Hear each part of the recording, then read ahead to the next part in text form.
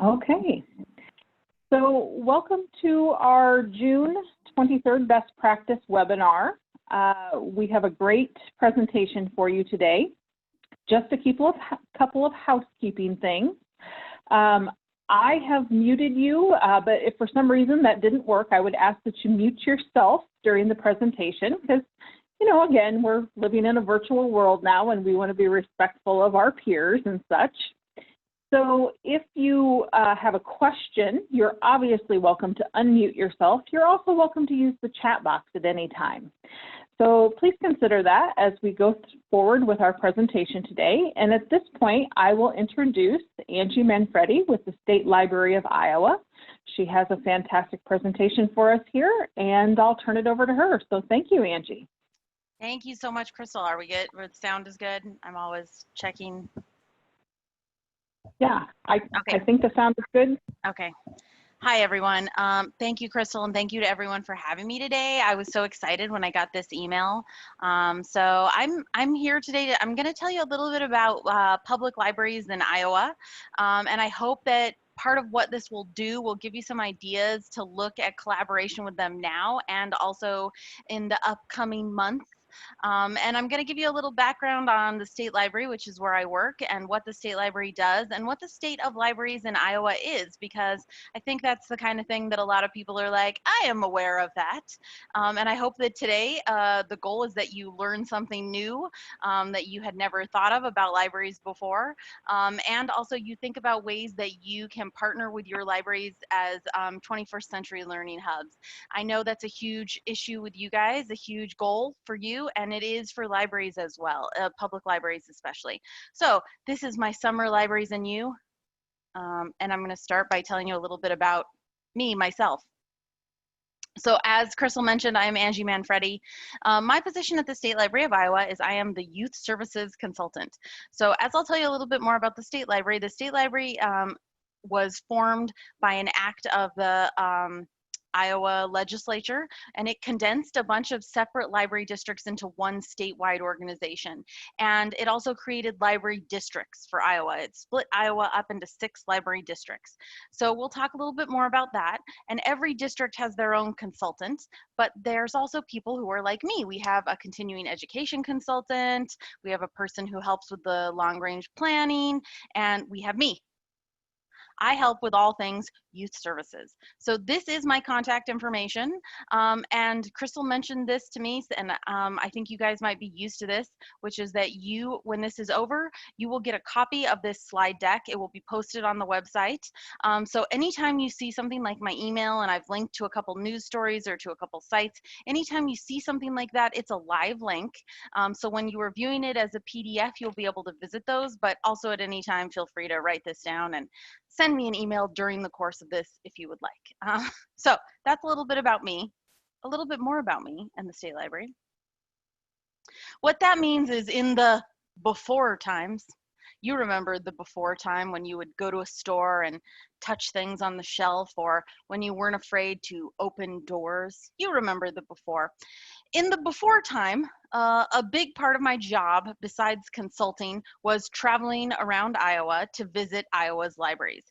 So I always like to include pictures of me from doing things and visiting places when I do presentations to kind of show you, but they also give us a way to talk about the things that libraries do. So these are some pictures from 2019, and on the left is Greene County Toddler Fest. So this is an event in Greene County where libraries and other community organizations, including the fire department, the police department, tons of the Shriners, the Lions Club, everybody gets together.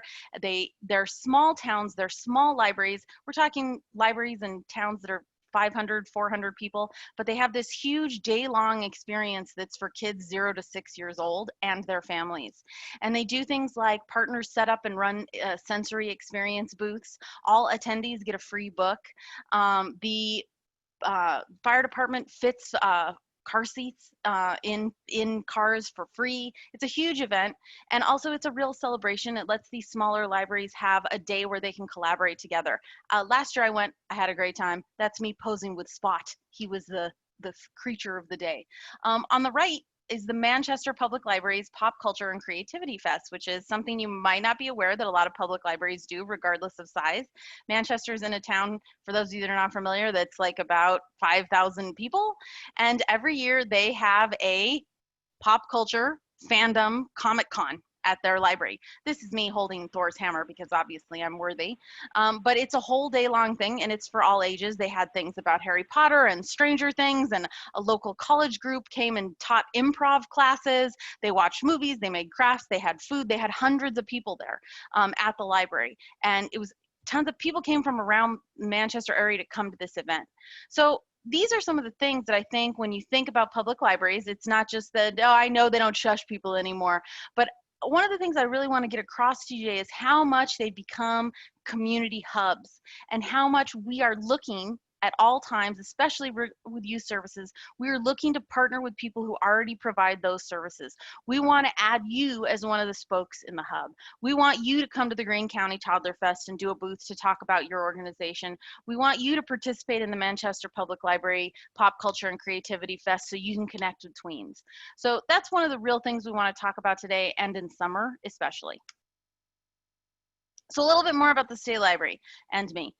One thing that I need to put as a disclaimer, I have lived in Iowa for a year and a half. I moved here from New Mexico. I still don't know where everything is. So like Greene County, I drove there, I had a map. I don't know exactly where. So you're gonna just grant me a little leeway on that when I talk about Iowa laws and things. It's cool. I've never lived in the Midwest before. It's been quite an adventure. Let's just say I moved a week before the polar vortex came. What a delight. So the State Library is located in Des Moines, but we serve libraries all across Iowa, as I mentioned before with the library districts. And consultants support library staff in a variety of ways year-round. So that means we do things like we answer questions, we help them research things, we help them brainstorm ideas, we also help them find monetary support, we help them learn best practices, and we provide training, continuing education, digital support, and more. So one of the things you'll see that means is that we help them be part of consortium borrowing. So we make it possible for smaller libraries to access electronic databases or ebooks and e-audiobooks for their patrons. We serve as a state organization that helps organize libraries across the board. And with that, we also give them best practices ideas. So the other reason I'm excited to be working and connecting with some of you today is because I would love to be the piece that connects you with libraries and to give you some ways that you can do that too. And when you say that, you think, okay, and you've heard me kind of mention the smaller libraries, and this is a question I always like to ask people across the board. And you can weigh in and chat if you would like before we go on to the answer. How many public libraries are in Iowa? How many public libraries are in the state of Iowa? How many do you think that is? Some ideas. Some guesses. All right. Go ahead and toss a number into the chat there, if you would, folks. How many public libraries do you think are in Iowa? I'll play the Jeopardy theme. Do, do, do, do, do, do. It's very. All right. So we have 2 guesses so far. We have 120. We have 700. Let's see if 200. So there are 99 counties in Iowa, as I'm sure many of you know. And people cannot believe when I tell them how many public libraries are in Iowa. There's 543 public libraries in Iowa, which is a lot. And part of what that means, part of that is based on home rule. As you know, some of you are familiar with home rule, which basically states that each city can set up their own local government. And what that means is that many of these cities have set up their own local libraries. So you might be driving through a town that has 544 people, and then 20 minutes later, you run into a town that has another 544 people.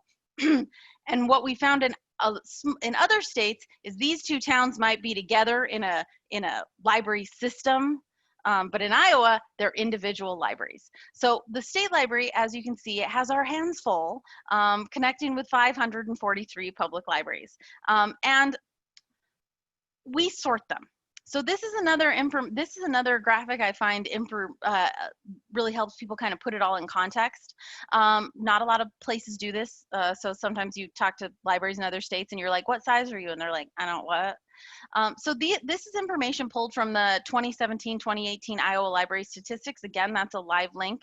And we sort libraries by ABC all the way up to, we have 3 county library systems. They're very rare in Iowa. So I is kind of the exception to the rule. There's only 3 county systems. And even H, you can see in serving populations 50,000 or more, there's only 11 of those. So the majority of our libraries are in towns ranging between 500 and 2,500 people. And I hope that that shows you the kind of, when I say community hub, that's what I really mean. In a lot of these towns, there is nothing left really except the library. So when I say we're looking for community partners, that's the other reason. So many of these libraries view the library mission as a way of building community through the library because there's so little else left in their community. So I think that's the other thing this chart kind of helps you get across, is that these libraries in our smaller towns, they're doing amazing things and they're really looking for chances to partner and support the kids that are in their town. And the kids that are in their town, there might not be a school in their town, or they might have the elementary school but not the high school, or they might have, there might not be a school in their town, but they still have kids in the town. They still have kids that use the library. They have kids that might be attending school 2 towns over, but live in their town and still come into the library. So they're really shooting across large communities and trying to bridge those gaps. And that's really where we're looking for community and after school partners. So with this easy as ABC chart, here's some other statistics from that report. So again, this is from 2018. We're working on compiling the 2019-2021, which I hope will be up soon. But this is 2018, and along with the 543, I think these are numbers that really show the reach and impact of what Iowa libraries can do and be as partners. Especially that 2 million figure. That 2 million figure is huge, right? It's a huge amount of Iowa's population. I point to it a lot when I talk about how people are engaged in their communities, but also the number of visits. That's people through the door across the state in all these 543 libraries. And that counts in the libraries in towns of 50,000 people and in the towns of 500. So these are the kind of statistics we're looking at when we're talking about who the library is interacting with and who our base is. So this was a very formal survey, very formal. We got like 528 responses, very formal. But last summer, I did one that was just about summer. Because for those of you that don't know, summer in the life of a public youth services librarian is, for those of you that are familiar with the greatest baseball movie ever made, I'll hear no argument about that, Bull Durham. They refer Bull Durham, which is set in the minor leagues. For those of you that haven't seen it, what is going on in your life? Why don't you watch it soon? Bull Durham is set in the minor leagues, but it's about a bunch of players who are trying to get into the majors, and they refer to the major leagues as the show. And Kevin Costner has been in the show, and he tells them what it's like. And I always tell people when I try to explain what it's like working in a public library in the summer in youth services, which is what I did. I was a public librarian for 12 years before I switched to the consulting role, so I have an enormous amount of frontline experience. I always tell people that public libraries in the summer are the show. They're the major leagues. They're what we plan for. They're when we see a lot of return on our investment. They're when, as you know, we see a lot of learners who are out of structured learning environments and need community education to step up. And libraries have really taken that role seriously. And we do take that role really seriously. And so combined with that, I did a less formal survey of public libraries in Iowa last year, which is, if they don't complete the survey I just showed you, bad things happen. If they didn't complete my survey, I just felt sad. But I wanted to get a better idea of what summer looks like in Iowa's libraries. And so with that information, 286 libraries responded to me, not bad for a first year. And one of the questions I answered was about programs. And so in June, July, and August, they had almost 10,000 programs. 9,958, a huge number. This is what the breakdown looked like. So you can see June and July, The other thing I always stress to librarians, though, and I'd like you to remember too, summer is only 3 months of the year. We have 9 others, and we really want to build and foster connections both with families and community partnerships that last year round. So I know there's all this stress on summer, and I'm talking a lot about it today, but we really view summer as only part of the piece of what people do. So this was the breakdown of programs, and of course, you know that that meant I also asked program attendance. So this is almost 300,000 people. And in fact, we know it's over that because remember, only 286 of the 544 libraries responded to me. So knowing that only 286 out of 543 responded, we know that these numbers are actually much higher, right? So we know that over 300,000 people attended programs held at Iowa libraries last summer.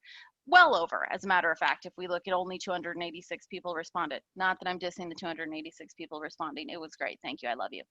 But these are the numbers that we use to talk about what our place in the community is, how we work in a community, what we give back, and why we are so important in the lives of our learners and in the lives of our families and in the lives of our communities and the health of our communities.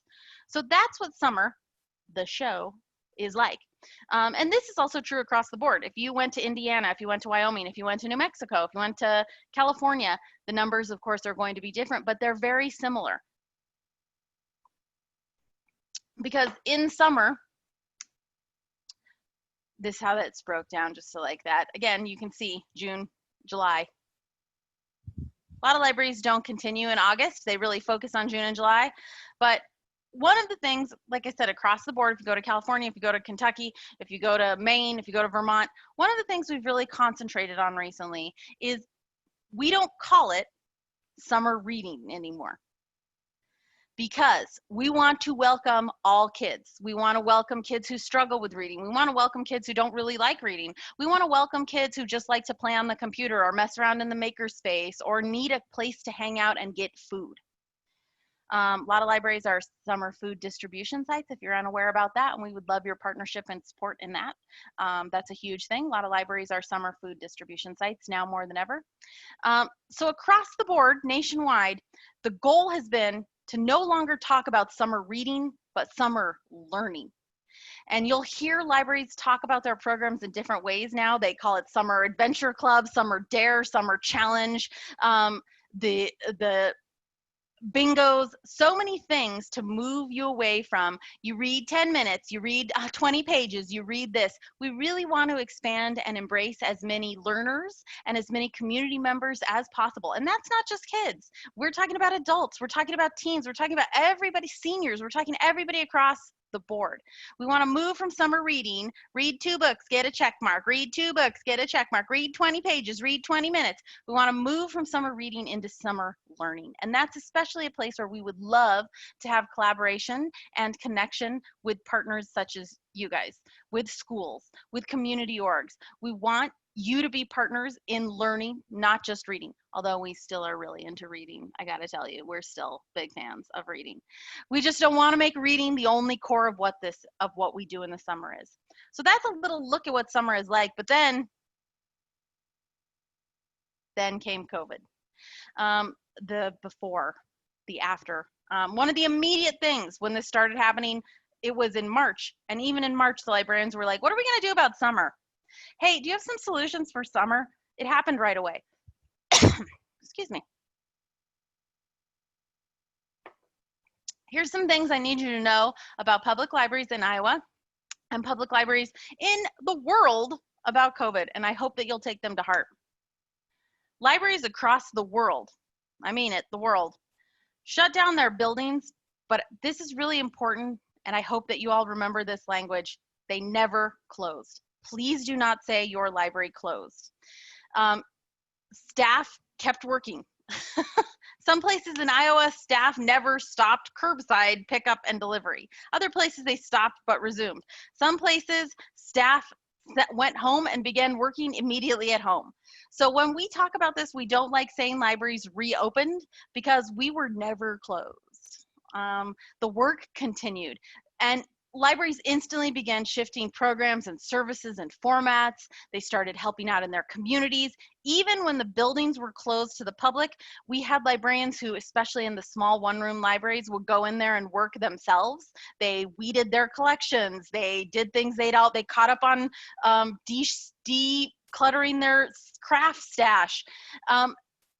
We became important in communities, more important than ever before. Again, think about a community of 2,000 people where there's one information hub, it's the library. And most importantly, we rolled with it because that's what libraries do. We roll with it.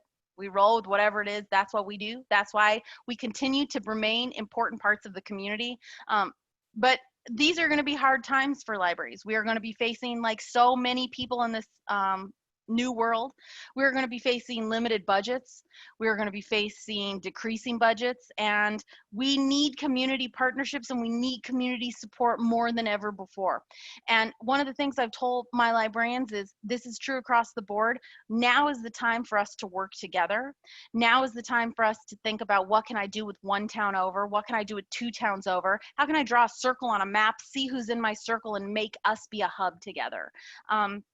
But one of the things I implore everyone, and you especially, please don't think about your library as closing down, because once we start to let that enter the conversation, it lets all of the work that so many librarians have done be dismissed during this time. And it also gives people the idea that perhaps libraries can close after all. And when we look at those numbers and we look at the reach of people in public libraries in Iowa, we see what an essential community good they are.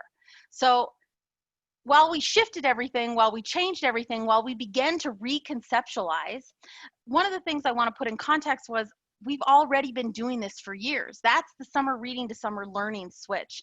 That's when I tell people say all the time, well, my 2-year-old can't participate in this. They don't know how to read. We have a special early literacy program just for babies. Well, my teen doesn't want to participate in this. They don't really like reading anymore. We have a program that involves creating things, and they can read comic books, and we don't care. So much of this has shifted from reading to learning. You don't have to do the reading program at all. There's activities on it. There's challenges on it. There's stop by the library every day and get something. There's maker stuff. So much of this has already shifted.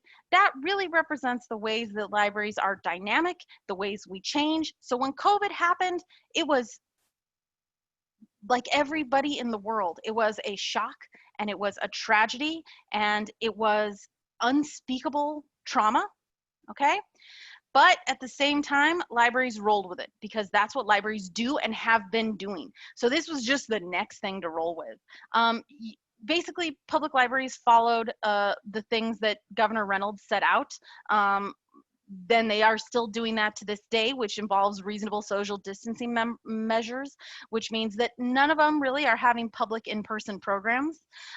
They are still maintaining building distance. And so I'm going to show you some of the ways that they have dealt with this. Some libraries did do curbside, some did not. We are expecting, we have seen already at the Kelowna Public Library, they had a patron come in who was COVID-19 positive, and they had to shut down for 2 weeks and start all over again. We are expecting, and we will see that more of that, but that is part of what we're learning along the way. Libraries have set up sneeze guards and self-distancing, just like so many other places. But basically, they followed along with what Governor Reynolds did. Some did it a little bit earlier, some did it later, and they are continuing to follow those measures. But as I said, here's my favorite part. This is the part I like, and I hope this is a part that'll get your brains like going and like writing down ideas in your notebook and being like, oh my gosh, I want to try this. Oh my God, I want to see this. Oh my gosh, I want to learn more about this. This is my library's getting it done portion. 543 public libraries, okay? I couldn't possibly cover everything and everyone. So what I have done here, again, there's so many great libraries. I couldn't even hours, days, months, I couldn't even begin to tell you all the amazing things Iowa libraries are doing. So this is just a selection. This is just a selection. Let's take a look. And again, with the geographic thing, I hope I've done a good job geographically, but I barely know where I am on a map. So fingers crossed. I've only lived here a year and a half. Okay. But if you want to know anything about where anything is in New Mexico, I can hook you up with that. Like I can hook you up with that. This is the Mitchellville Public Library. The Mitchellville Public Library immediately became a community information and distribution hub. On the left, the librarian and staff began making masks to give away to the public for free. They post this on their Facebook page and they say, who needs masks? Come get one. You don't have to be a library patron. You don't have to be, come get a mask. Leave a comment on the Facebook page, say which one you want. Libraries like Mitchellville, especially libraries in our communities that had large immigrant and refugee populations, immediately began connecting with those communities, providing translated health information. They already had user bases who felt the library was a safe space. They already knew that the library was a safe space, and they continued to take advantage of the library during this time. And that's another thing I want you to really think about. We have community trust across the board. People love libraries. And I mean, honestly, hashtag same. And reasons like this are why. Here's another thing Mitchellville did. A lot of libraries are doing this. Years ago, a librarian in Vermont came up with a concept called a story walk. And it's basically where you put a book in a public place and you walk along and read the story. Made for this summer. So libraries across the state are collaborating with the Department of Natural Resources, as Mitchellville has done here, and putting up stories along trails every week. This is Mitchellville's, one of theirs. Some are doing it once a month, some are doing it once a week. Some are putting color along sheets, activity sheets, scavenger hunts along the trail. And story walks have always been popular. Some towns have permanent installations. So Urbandale, Newton, they have permanent signposts where they can change the books out. But other places like Mitchellville, we're just like, we're doing it. We put one up on stakes, let's let it go. So these kind of things, these community outreaches, even in times when it doesn't look like it ever has before. And so to follow up on that story walk concept, this is West Point Public Library. This is a link to the newspaper article. West Point did not have a little park or anything, but they chose to share an idea that one of my colleagues in Boston, who lived in a little neighborhood in Boston, and was like, I don't have like a trail, but I have all these businesses. Her name's Suhe Legua, and she came up with this concept, and West Point borrowed this concept, which is where the story walk takes place in the businesses and community organizations downtown. So you walk around downtown and read the book in windows. One library that we know of put it up just in their windows, just their own windows, not even the other. We have 2 businesses in town, so I put it in my windows. So this is an article in the local newspaper about where you can find it, about how delighted businesses were to participate, about what a story walk is, about how you can support the community by visiting these businesses, even to just wave and say hello. So again, what can we find and make it work? Suhe, living in Boston, years ago said, I don't have a park. But I have a bunch of barber shops and bodegas and beauty supply stores, and I'm going to make this a community neighborhood walk. This is a Cherokee Public Library. Cherokee Public Library is inviting 4 people at a time to play Super Smash Brothers projected on the library from their cars. So like a version of a drive-in, but gaming, you reserve slots, you bring your own Switch, you bring your own gaming, it's projected on the side of the library wall, and you play Super Smash Brothers together. This kind of thinking, this is exactly what I'm telling you about, that when libraries are like, what can we do and how can we do it? Is it going to be perfect? Are we going to get 1,000 people interested at once? Maybe not. But we're going to come up with a way that we can get things to people and that we can be a part of their lives. So I can't even play Super Smash Brothers, and I want to do this. One of the things we've seen nationwide, libraries have opened islands in Animal Crossing.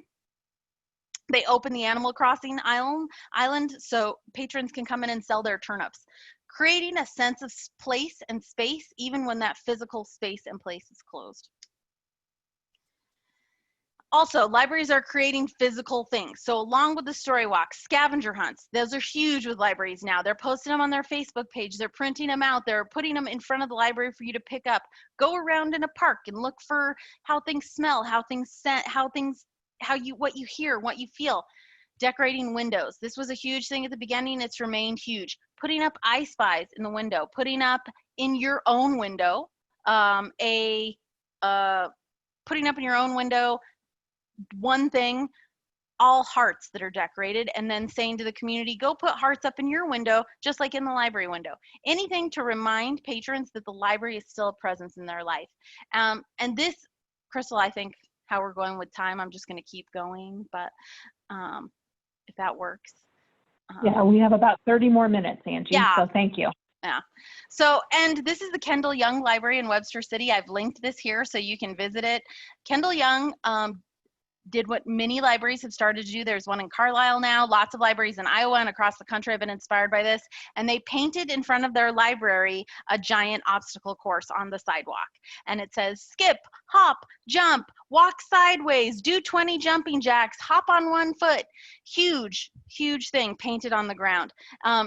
This links to a video of the director's son doing it, and it's hilarious. And at the end, he's like, and I've been telling everybody, not even for kids, you could be like, hey, the gym is closed. We painted this out in front of the library. You come do 10 circuits on it. You can get some free exercise. So using the physical spaces they have to create and curate space. And again, this was a thing. It's maybe not going to work as well in winter. Who knows? But right now, adapting with summer and what people expect from libraries in the summer and ways that we can make these things happen. The other thing that libraries have done that we would love if you take advantage of is from the moment, as I told you, the moment that everybody said March 15th, go home.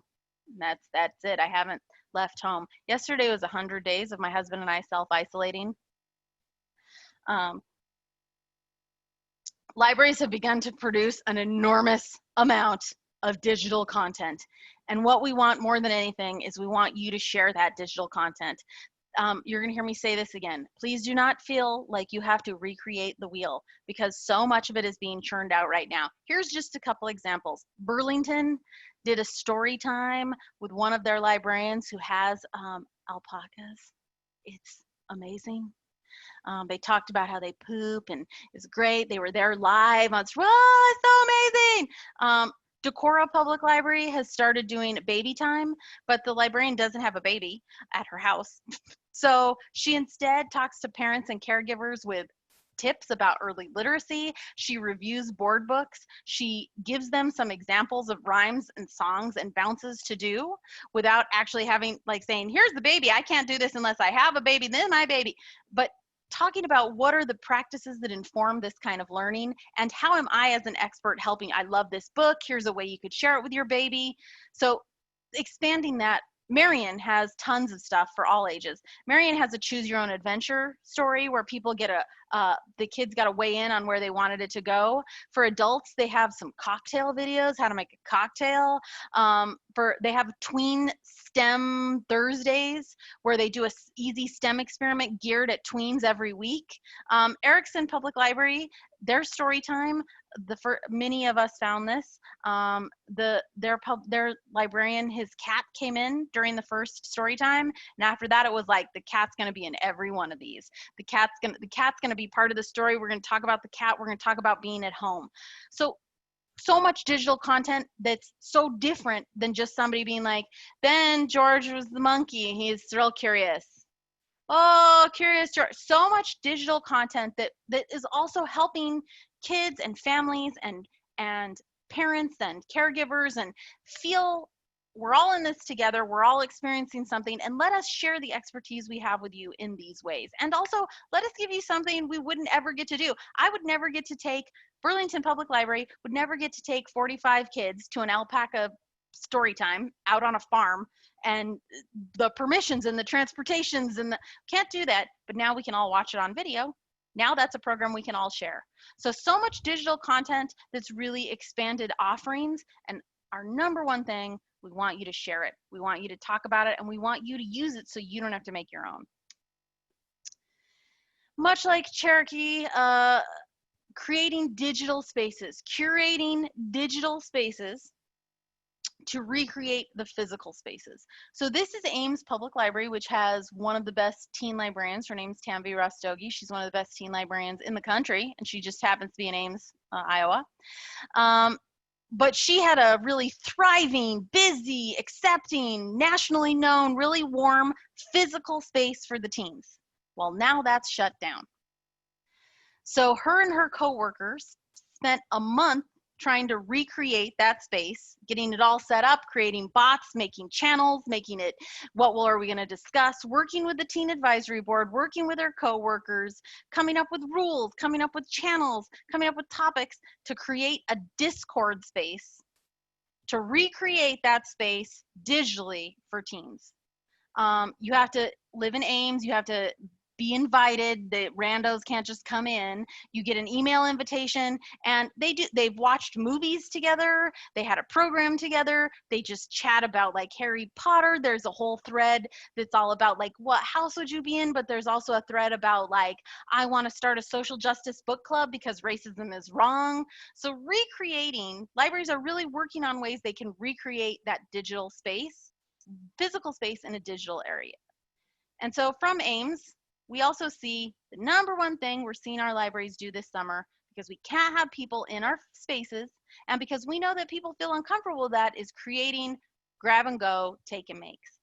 And so I think this is actually a really good segue from Ames to Eldora, big Ames to small Eldora. Eldora has a fun with stickers. Literally, they bought like a kit off Oriental Trading. It's got a bunch of like sticker scenes. You come pick one up. You can do it on your own time. But if you are looking for that space, for that time together, they have a Zoom where the librarian comes in and is like, oh, I'm going to put this. Why do you think that princess is there? Where are you going to put yours? Crystal, can you hold yours up? Look at Crystal's, everybody. Whoa, how pretty. Or Crystal can do it when her and her family go to a campground, and then there's one last activity that her caregivers have to provide for her. It's already been there. It's already been created. So the physical space, if you need it, if you want it, if you're missing that community, we're going to be together in Zoom. And I'm going to take that opportunity to plug things like explain to you about how the sticker thing works, how does story work. Oh my gosh, what a great job peeling. Talk about, but also just on your own, you can do it on your own. So many libraries, this is the number one thing I tell you. If you have children, even if you don't have children, if you yourself are looking for something, your library is probably offering something. And it's across the board. There's perler bead crafts for teens, once a week sewing projects online, online baking they're doing in baking a mug class they're doing in Sioux City. Carlisle has run out of these every week because so many people have registered to take them. This is one where Carlisle was, you get the unfinished birdhouse, you get the kit and you take it. Some of them are literally just like, for teens, it's like a printout of like make your own comic book, and then there's 4 colored pencils inside of it. So that same thing. We want to keep connecting. We want to keep recreating spaces, even if they look different. So another thing it would be amazing is if you checked out what your library was offering. Because again, as I told you, out of 543, these are just samples. These are just samples.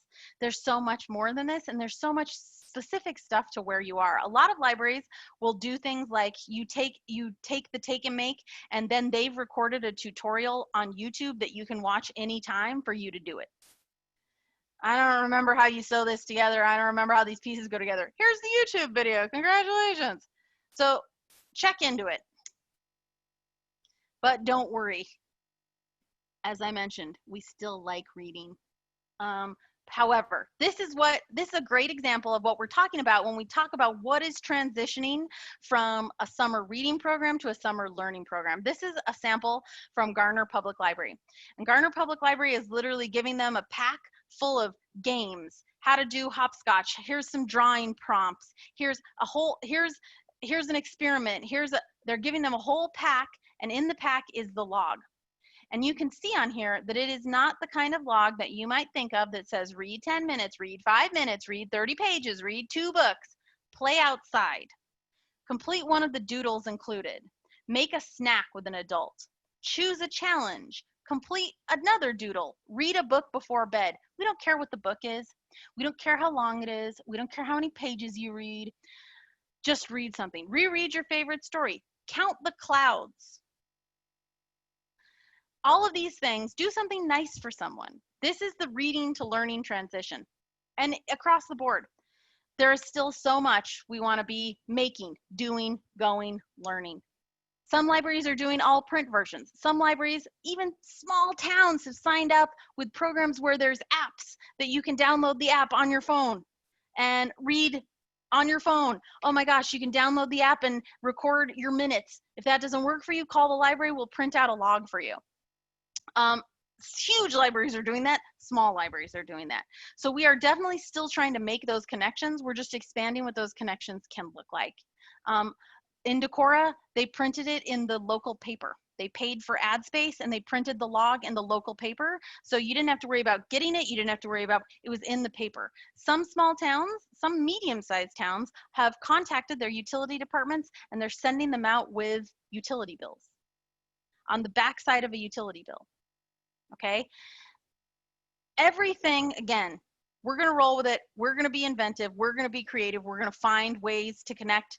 Are we going to get everybody? No, but we're going to keep trying. That's a huge thing with libraries in this time. And now the question I know that's been burning in all of your brains. What can you do? How can you help us? Thank you. We need your help. What can you do? I hope all of that has compelled you to reach out. First of all, I hope it's compelled you to reach out as a patron. I hope you're like, dang, I didn't even know that. I'm gonna go get 10 take and makes for my kid today. But I also hope that it's encouraged you to reach out as in your professional role and in your community stakeholder role. We're looking for community partnerships. And part of the reason we're looking for community partnerships is we need to bridge divides. We know that so many of the kids that came in and used our libraries are the kids who are most affected by the digital divide. And that's what I alluded to in the last slide. A lot of these libraries are like, we have this really cool app, but if you can't access it, you let us know and we'll print one out. Eldora Public Library is doing a thing where the kids can call the public library and the librarian will read them a story over the phone. We are looking to bridge divides and we see those divides widening and we want you to help us bridge them. And we want you to help us find the people who need us. Because I hope if anything, all of that previous stuff has done to you is shown you how desperate and how much we love being there for people. It is the core of librarianship. It is why all of us went into it. Also the high salaries.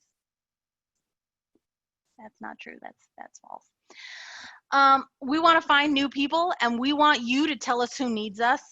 And then we want to step up for them. That's kind of what I mentioned with the translating services.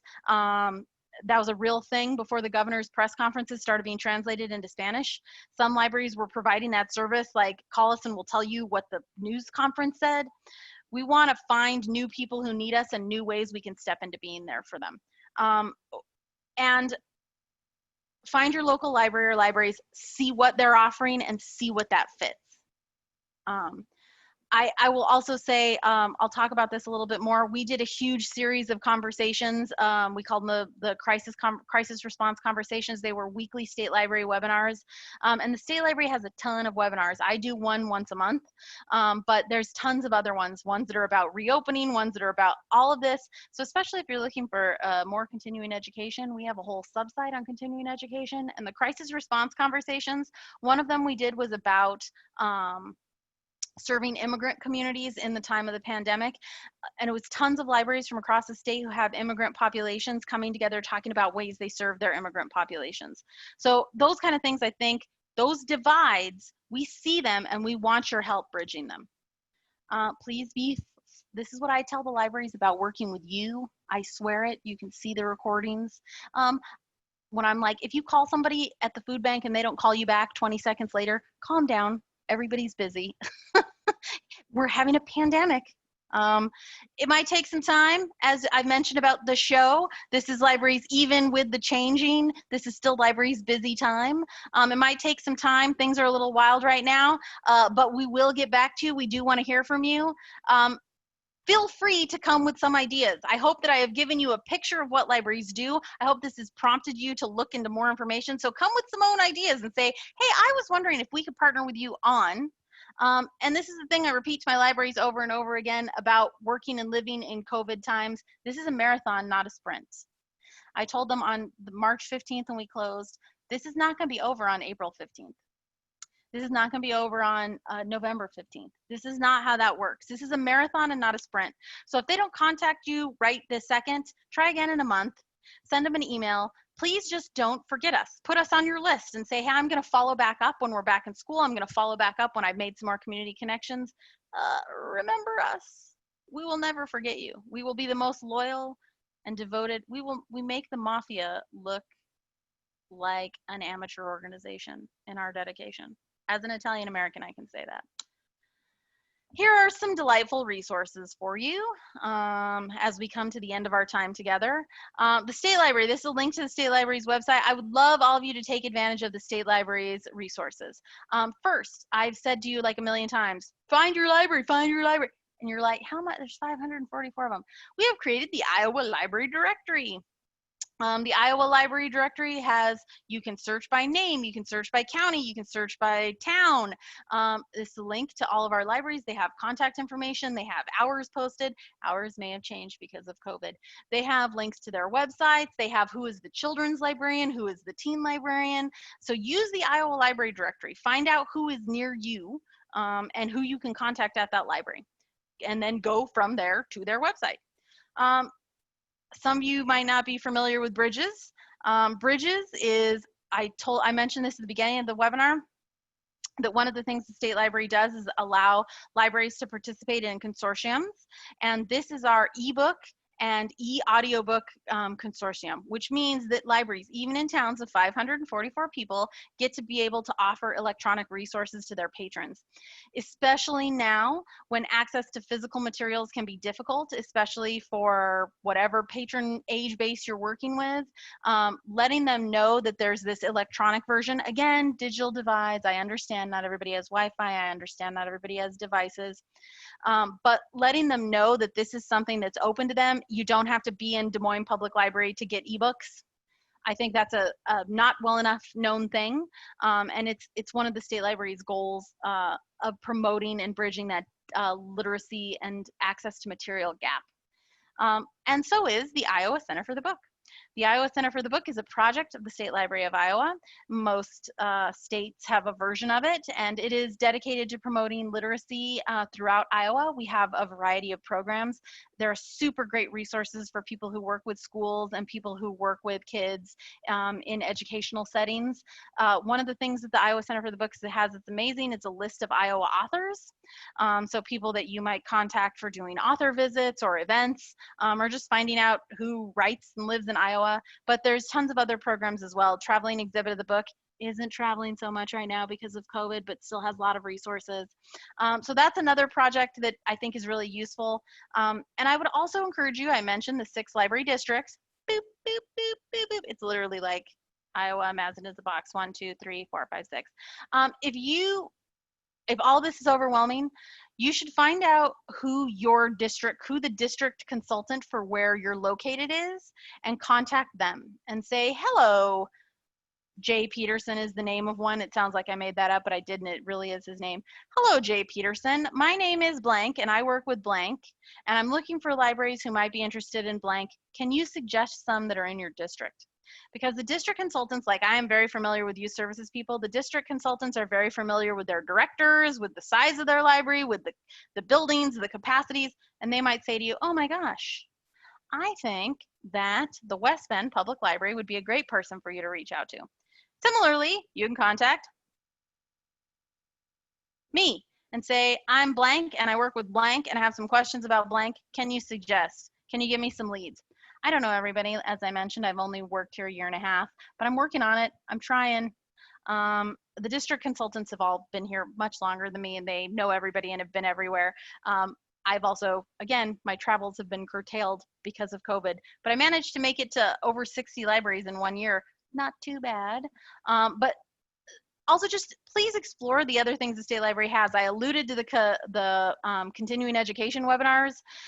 We have those to offer. We also have a super cool historical document collection. There's a tons of great stuff at the State Library website that are for Iowans. We have stuff about the census. We have so much stuff it's for Iowans, and we really would like you to take advantage of it and share it, which takes me to, as a wrap up, this is a wheel, see? to get across my phrase of don't reinvent the wheel. Don't, it works real well. It's been working real well since like Oog and Goog invented it. I don't know. Share what we have done. There are so many resources we have already created since forever, right? This is the Iowa Historical Collection, the Iowa Center for the Book. That's the state library stuff, but also your local library has also done things like this. But since the pandemic begun, I gave you the barest sampling, a sprinkle. Like, remember Salt Bay? A sprinkle of it. Share what we have done. I guarantee you that your public library would, if you shared something that they created, it would be like, they would cry tears. It'd be like the happiest day of their life. Share what we have done and share what you've got. We were vampires. We want what you have. We want the access that you have. We want to know about the gaps that you see in our communities that are out of school time, that are after school time, that our 21st century learners need. Do you need more hotspots? Do you need more Chromebooks? What do you need that we can step up and fill? We might not be able to think of it in 1 second, but we are flexible. We are adaptable. We are like that old Bruce Lee saying, we are water. Libraries are like water. We are like water. So we want to know what you need, but we also want to know what you have. Do you have a group that we can connect with? Do you already have a list of parents and families and kids? We want it. We want to connect with there. We want to expand from there. We want to make those connections. We want to build those bridges. So share what we've done and share what you got. And don't worry, I tell them all this the time. Don't worry about reinventing the wheel, man. Take advantage of what the 542 other libraries are doing. Show everybody the alpaca story time. You don't have to be in Burlington. That's cool. Show it to everybody. Whew. Can you believe we did it? All right. Can you believe we made So it? we'll open up now. If anybody has questions, please feel free to unmute yourself, or again, you're always welcome to use the chat box. Is there anything that you wanted to follow up on with a question, or did you have a takeaway today that you'd like to speak up about? Thank you all. I hope you're like, I'm going to go get some stuff from my library. I'm checking out some ebooks, some bridges right now. I'm going to check out my library today. Got some ideas. All right. So Angie, we do have a comment that they're thanking you for a wonderful presentation. Like I said, if you like to hear me talk, there's like 1 million hours of me talking at the state library website. If you're like, boy, I'd like to hear that girl run her mouth. Kudos, me too. We have another comment that this person says, I need to engage more with my local library. Great presentation. Now is the time. And I hope, the one thing I hope that all of you have taken from this is like, we want you to. We might, like I said, it might take us a while because we have to clean that giraffe. You know, we have to sterilize that giraffe. But this is really what we're trying to do. And so much of it is like, oh, it's librarians, they don't shush and have their hair up in a bun anymore. And I'm pleased that we've moved past that stereotype, but there's still so much more that we want you to know is available. And I hope some of these examples kind of gave you the idea of that. And if you look up your own local library right now, if you went on Facebook and look up your own local library, you'd be like, dang, I didn't even, what? That's the next step we want to get to. So. All right. And please feel free to reach out to me if this is giving you ideas, if this builds and it comes up. Also, all the district consultants know I gave this presentation, so if you reached out to one of them, they would not be like, who are you? They're all know about this, so. All right. Okay, well, seeing no more comments in the chat box. Oh, sorry, there is actually one more. This is from Beth. She says, as a former school librarian, I loved this. And we work with the libraries in our area with a small county, Allamakee. I can name at least 6 public libraries, so 542 makes sense. And then Billy shared, this is an awesome presentation. I will use Iowa libraries more. Thank you. That's what we love to hear. And school libraries, that's a great connection too. We want to make, some of the school librarians work in the public libraries in the summer. We want to make that school connection as well. And I tell the librarians all the time, if you can find one teacher who's bored of teaching of mice and men, you can change the world. You could change the world. You and that one teacher. That's how I did it in my last town. You don't want to teach of mice and men anymore? Let's have a revolution. Like, Yes. All right. Well, Angie, thank you so much. Everybody else, just so you are aware, we will certainly be downloading this recording and get it posted to the website later today, first thing tomorrow. And I want to thank everybody for your time. So please join us in July. Our presentation in July will be focusing on mental health, and we will have guest presenters from the organization called NAMI. So thank you, everybody. Have a great day. thank you, everyone. Thanks for having me. Thank you, Crystal, so much for inviting me and facilitating this. I really appreciate it. Yes, thank you.